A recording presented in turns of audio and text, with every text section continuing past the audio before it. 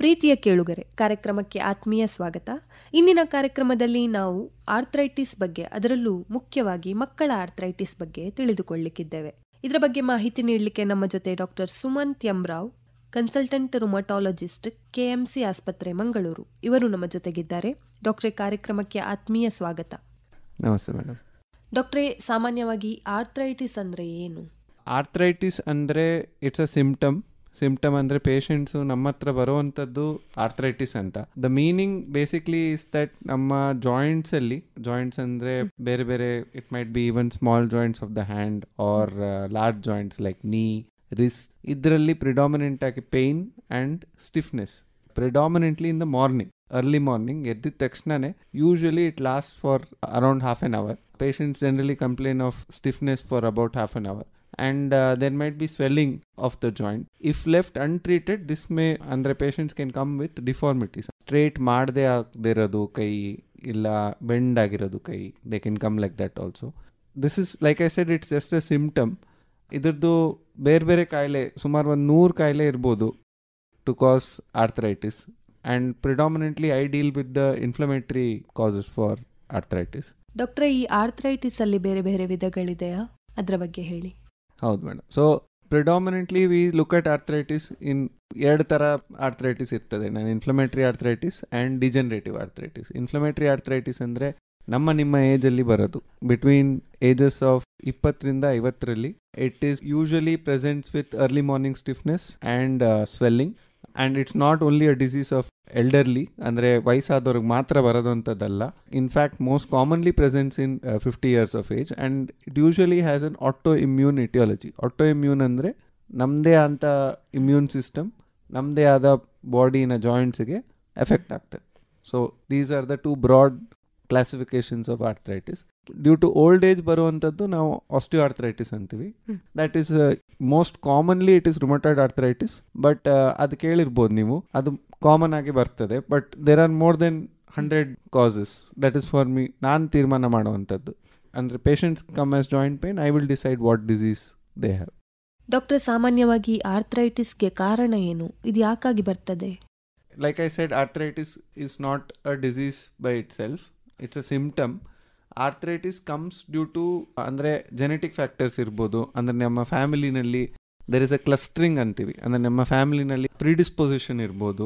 All this combined with our lifestyle ನಾವು ಈ ನಡುವೆ ಸೆಡೆಂಟ್ರಿ ಲೈಫ್ ಸ್ಟೈಲ್, ಜಾಸ್ತಿ ಓಡಾಡೋದಿಲ್ಲ, obesity, smoking, being a woman, ಅಂದರೆ female sex alone is a risk factor for arthritis.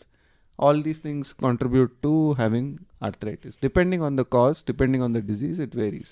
ಡಾಕ್ಟ್ರೇ, ಈ ಆರ್ಥ್ರೈಟಿಸ್ನ ಲಕ್ಷಣಗಳೇನು?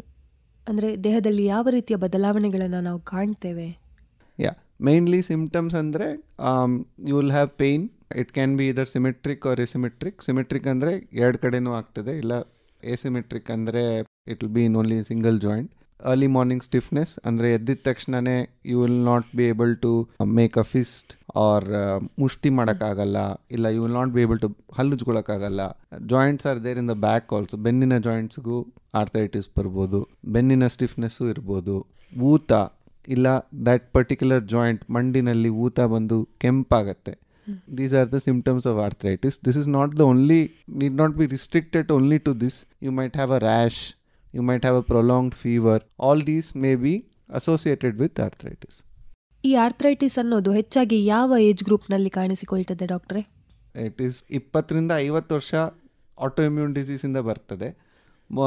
More than 50 years it is due to degenerative ಅಂದರೆ ವೇರ್ ಆ್ಯಂಡ್ ಟೇರ್. ನಾವು ಓಡಾಡೋದ್ರಿಂದ ಇಲ್ಲ ಏನಾರ ಒಂದು ಟ್ರಾಮಾಯಿಂದ ಆಗುವಂಥ ಆರ್ಥ್ರೈಟಿಸ್ ನಾವು ಆಸ್ಟಿಯೋ ಆರ್ಥ್ರೈಟಿಸ್ ಅಂತೀವಿ.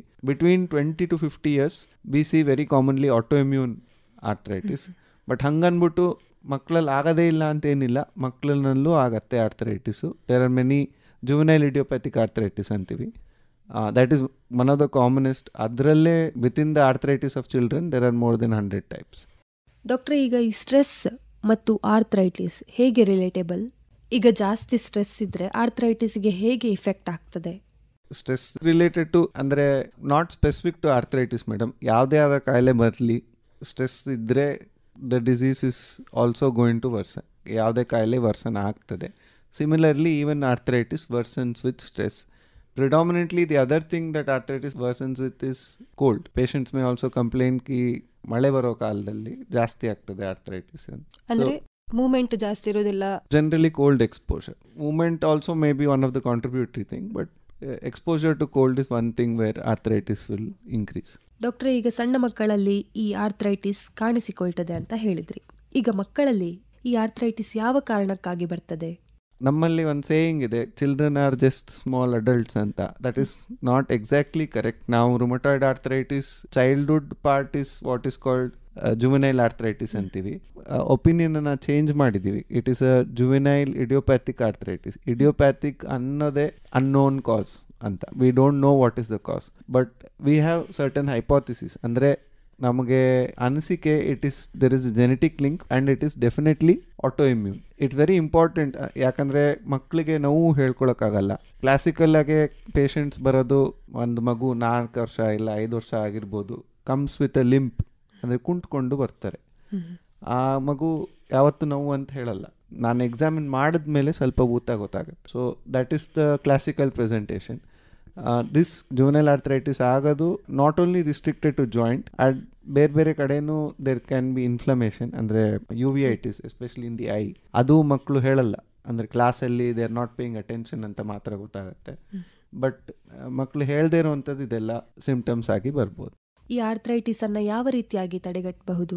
C madam, it's multifactorial. These diseases are multifactorial in the sense that ನಾನು ಹೇಳ್ದಂಗೆ ಜೆನೆಟಿಕ್ಸ್ ಇರ್ಬೋದು, ಲೈಫ್ ಸ್ಟೈಲ್ ಇರ್ಬೋದು.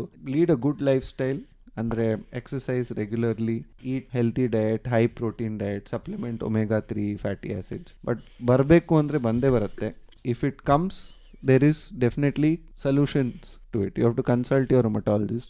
If your joint pain lasts for more than 2 weeks, better to consult one rheumatologist ನೋಡೋದು ಒಳ್ಳೇದು. Because if it late ಮಾಡಿದಷ್ಟು complications ಜಾಸ್ತಿ ಆಗುತ್ತೆ. ಅದೇ ಡಾಕ್ಟ್ರೆ, ನೀವು ಲೈಫ್ ಸ್ಟೈಲ್ ಚೇಂಜ್ ಮಾಡಿಕೊಳ್ಬೇಕು ಅಂದ್ರಲ್ಲ, ನಮ್ಮ ಜೀವನ ಶೈಲಿಯಲ್ಲಿ ಯಾವ ರೀತಿಯಾಗಿ ಬದಲಾಯಿಸಿಕೊಳ್ಬೇಕು ಈ ರೋಗ ತಡೆಗಟ್ಟಲಿಕ್ಕೆ? Few things is 5 days a week walking ಹೋಗಬೇಕು 30 minutes. Yoga can really help. ಸೂರ್ಯ ನಮಸ್ಕಾರ ಮಾಡೋದು may be around 5 times a day.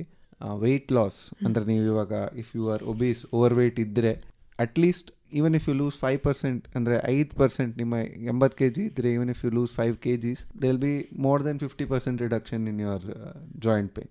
ಅದನ್ನು ಬಿಟ್ಟು ನಮ್ಮ ಡಯೆಟಲ್ಲಿ there is no specific diet.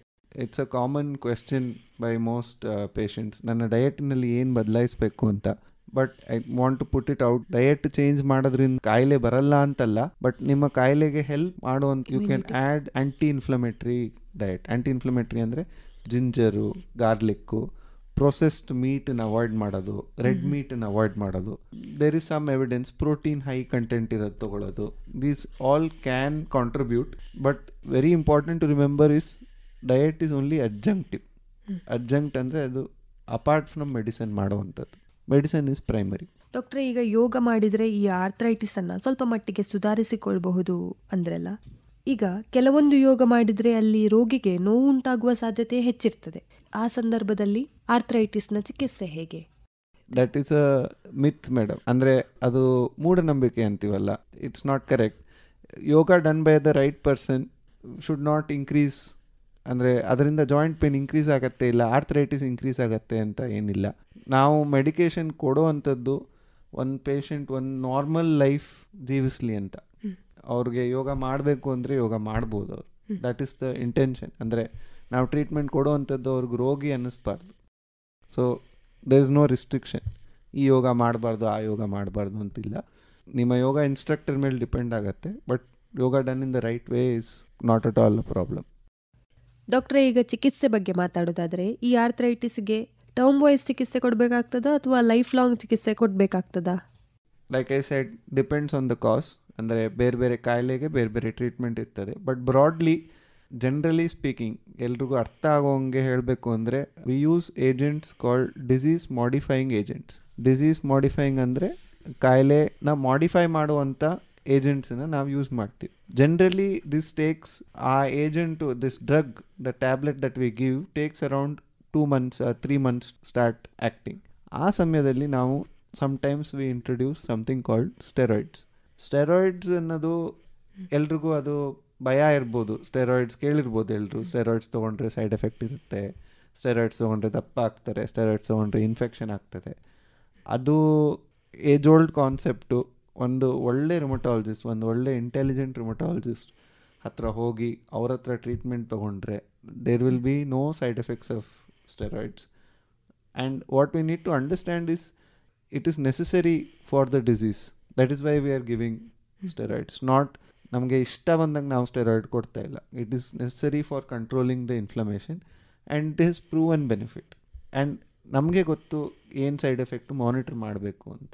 Probably steroids are the best discovery of modern medicine. In the last 50 years steroids are life saving. ಡಾಕ್ಟ್ರೆ, ಈಗ ಮಕ್ಕಳ ಆರ್ಥ್ರೈಟಿಸ್ ಬಗ್ಗೆ ನೀವು ಹೇಳಿದ್ರಿ. ಈ ಸ್ಟೀರಾಯ್ಡ್ ಅನ್ನ ಮಕ್ಕಳಿಗೆ ಕೊಡುವಂಥದ್ದು ಎಷ್ಟು ಪರಿಣಾಮಕಾರಿಯಾಗಿರ್ತದೆ? Excellent question madam. There are many types. ಈ ಜುವೆನೈಲ್ ಇಡಿಯೋಪ್ಯಾಥಿಕ್ ಆರ್ಥ್ರೈಟಿಸಲ್ಲಿ many types are there. So most commonly ನಾವು ನೋಡುವಂಥದ್ದು oligoarticular JI. Oligoarticular ಅಂದರೆ ಒಂದೆರಡು ಜಾಯಿಂಟ್ ಮಾತ್ರ ಎಫೆಕ್ಟ್ ಆಗಿರುತ್ತೆ.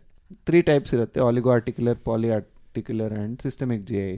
ಆಲಿಗೋ ಆರ್ಟಿಕ್ಯುಲರ್ JIನಲ್ಲಿ ಒಂದೆರಡು ಜಾಯಿಂಟ್ ಮಾತ್ರ ಎಫೆಕ್ಟ್ ಆಗಿರುತ್ತೆ. ಇದರಲ್ಲಿ ನಾವು ಇದರ್ ಓನ್ಲಿ ಜಾಯಿಂಟಿಗೆ ಮಾತ್ರ ಸ್ಟೆರಾಯ್ಡ್ ಕೊಡ್ತೀವಿ, ಇಲ್ಲ there is no systemic steroid given.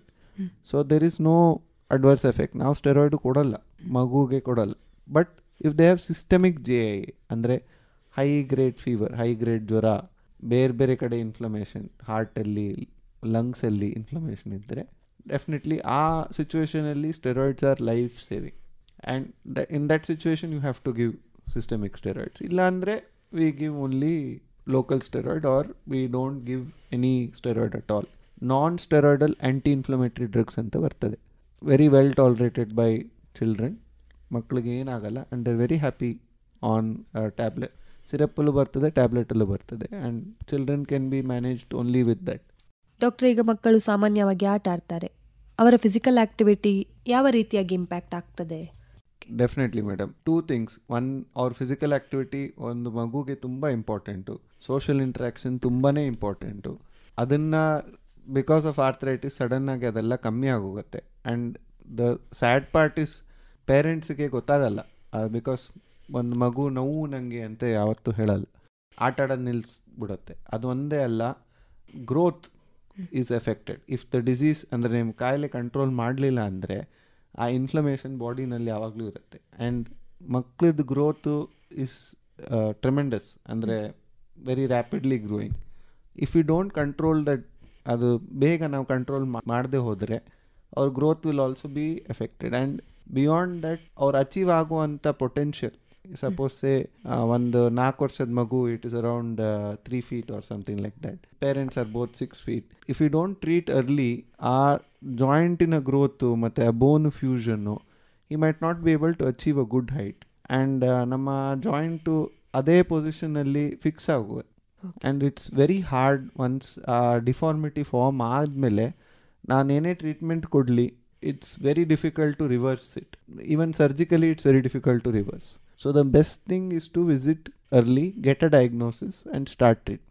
ಡಾಕ್ಟ್ರೆ, ಈಗ ಚಿಕಿತ್ಸೆ ಬಗ್ಗೆ ಮಾತಾಡೋದಾದರೆ ಈ ಆರ್ಥ್ರೈಟಿಸ್ಗೆ ಟರ್ಮ್ ವೈಸ್ ಚಿಕಿತ್ಸೆ ಕೊಡಬೇಕಾಗ್ತದಾ ಅಥವಾ ಲೈಫ್ ಲಾಂಗ್ ಚಿಕಿತ್ಸೆ ಕೊಡಬೇಕಾಗ್ತದಾ? ಅಂದರೆ ನಮ್ಮ ಕಾಯಿಲೆಗಳೆಲ್ಲ ಇಸ್ ಅ ಕ್ರಾನಿಕ್ ಡಿಸೀಸ್. ನಾವು ಜನರಲಿ ಏನು ಮಾಡ್ತೀವಿ ಅಂದರೆ we give around 3 years of treatment, if depending on the disease again, but we give around 3 years of treatment and regular follow up ಮಾಡಿದ್ರೆ and the disease is in remission.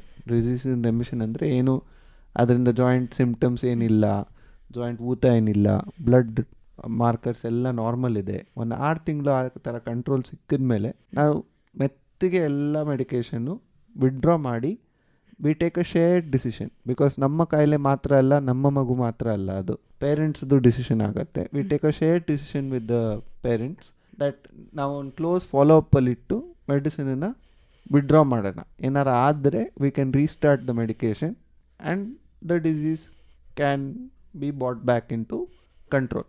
Many times children are lucky, they might not need medications lifelong, but every time that decision is to be made with your doctor. Sir, ಈಗ ಮಕ್ಕಳಿಗೆ ಸಣ್ಣ ವಯಸ್ಸಲ್ಲಿ arthritis ಇದ್ರೆ ಅವರು ಬೆಳೀತಾ ದೊಡ್ಡವರಾದಾಗ ಆ ಮಕ್ಕಳು complete ಆಗಿ ನಾರ್ಮಲ್ ಲೈಫನ್ನು ಲೀಡ್ ಮಾಡ್ಬೋದಾ? Of course madam. ಚಿಲ್ಡ್ರನ್ ಅವರು ಅಡಲ್ಟ್ಸ್ ಆದಮೇಲೆ ಕಂಪ್ಲೀಟ್ ನಾರ್ಮಲ್ ಲೈಫ್ ಲೀಡ್ ಮಾಡ್ಬೋದು. ನಮ್ಮ ಅಕ್ಟೋಬರ್ 12th ವರ್ಲ್ಡ್ ಆರ್ಥ್ರೈಟಿಸ್ ಡೇನಲ್ಲಿ we had a theme was achieve your dreams.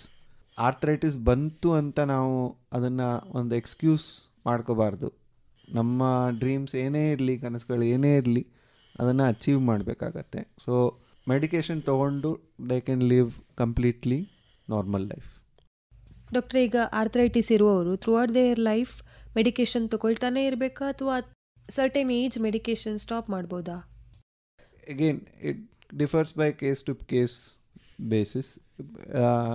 Several patients ನಾನು ನೋಡೋಂಗೆ there is a window. If we treat early, get control of the disease early, we can withdraw medications. But it's not universal, and categorically parents should not take that decision.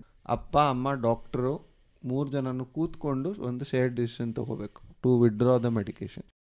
ಡಾಕ್ಟ್ರೆ, ಈಗ usually ಮಕ್ಕಳಿಗೆ ಎಂತಾದರೂ ಆದರೆ ಪೇರೆಂಟ್ಸ್ಗೆ ತುಂಬ tension ಆಗ್ತದೆ. ಅಂತಹ ಸಂದರ್ಭದಲ್ಲಿ ಪೇರೆಂಟ್ಸ್ಗೆ ಏನು ಕಿವಿ ಮಾತು ಹೇಳ್ತೀರಿ? First come C N expert, predominantly consult somebody. ಅಂದರೆ ಈ ಕಾಯಿಲೆ ಬಗ್ಗೆ ಎಕ್ಸ್ಪರ್ಟೀಸ್ ಇರೋರನ್ನ ಯಾರನ್ನ ಒಬ್ಬರನ್ನ ಕನ್ಸಲ್ಟ್ ಮಾಡಲೇಬೇಕು. ಎರಡನೇದು, ಒಂದು ಕಾಯಿಲೆ ಬಂತಲ್ಲ ಅಂತ ಭಯ ಪಟ್ಕೊಳ್ಳೋ ಬದಲು ಅದನ್ನು ಹೇಗೆ ನಾವು ಇಂಟೆಲಿಜೆಂಟಾಗಿ ಸೈಂಟಿಫಿಕ್ಕಾಗಿ ಹೇಗೆ ಫೇಸ್ ಮಾಡೋದು, what can you expect from this disease. Knowledge is power ಅಂತೀವಿ ಮೇಡಮ್. ಅವ್ರಿಗೆ ಏನಾಗತ್ತೆ ಕಾಯಿಲೆನಲ್ಲಿ, ಮುಂದೆ ಏನಾಗಬಹುದು, ಮಗುಗೆ ಗ್ರೋತ್ ಹೆಂಗಿರ್ಬೋದು, ಮೆಡಿಸಿನ್ ನೀವು ಕೇಳ್ದಂಗೆ ಮೆಡಿಸಿನಿನ ಸೈಡ್ ಎಫೆಕ್ಟ್ಸ್ ಏನು, ಅದೆಲ್ಲ ತಿಳ್ಕೊಂಡ್ರೆ that is more effective than ಭಯ ಪಟ್ಕೊಂಡು ಓ ಮಗುಗೆ ಹಿಂಗೆ ಆರ್ಥ್ರೈಟಿಸ್ ಬಂತಲ್ಲ ಅಂತ ಇಟ್ಕೊಂಡು ದೇರ್ ಇಸ್ ನೋ ಯೂಸ್. ಆ outlook is not good for the disease or the child. So as a parent ಅದು ಅವರ responsibility and duty to consult us and to make the right decisions for the child. ಡಾಕ್ಟ್ರೆ, ಈ ಆರ್ಥ್ರೈಟಿಸನ್ನು complete ಆಗಿ cure ಮಾಡ್ಬೋದಾ? Depends on the cause again. ಕೆಲವು ಆರ್ಥ್ರೈಟಿಸ್ಗಳು short lived ಆಗಿರುತ್ತೆ, 1 ತಿಂಗಳಾಗಿರುತ್ತೆ, 2 ತಿಂಗಳಾಗಿರುತ್ತೆ, ಅದಾದಮೇಲೆ ಹೊಟ್ಟೋಗುತ್ತೆ.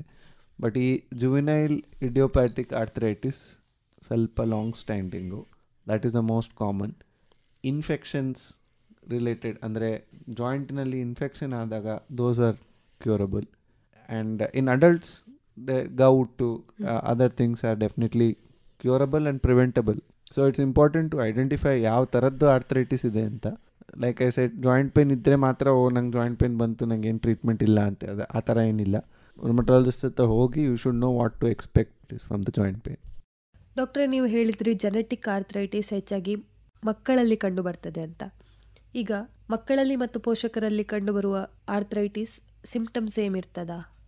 ಆಟೋ ಇಮ್ಯೂನ್ ಡಿಸೀಸ್ ಅನ್ನೋದು ಕ್ಲಸ್ಟರ್ಸಲ್ಲಿ ಬರುತ್ತೆ madam. Any bodies parents or brothers or sisters, ಅವ್ರಿಗೆ ಒಂದು ಬೇರೆ ಥರ ವಾತ ಇರ್ಬೋದು, ನಿಮಗೆ ಒಂದು ಬೇರೆ ಥರ ವಾತ ಇರ್ಬೋದು, ಬಟ್ ಡೆಫಿನೆಟ್ಲಿ ಕ್ಲಸ್ಟ್ರಿಂಗ್ ಇರ್ತದೆ. ಪ್ರಿಡಾಮಿನೆಂಟ್ಲಿ ಜಾಯಿಂಟ್ ಪೇನ್ ಅಂದರೆ ಜಾಯಿಂಟ್ ಪೇನೇ ಇರಬೇಕು ಅಂತ ಏನು ರೂಲ್ ಇಲ್ಲ.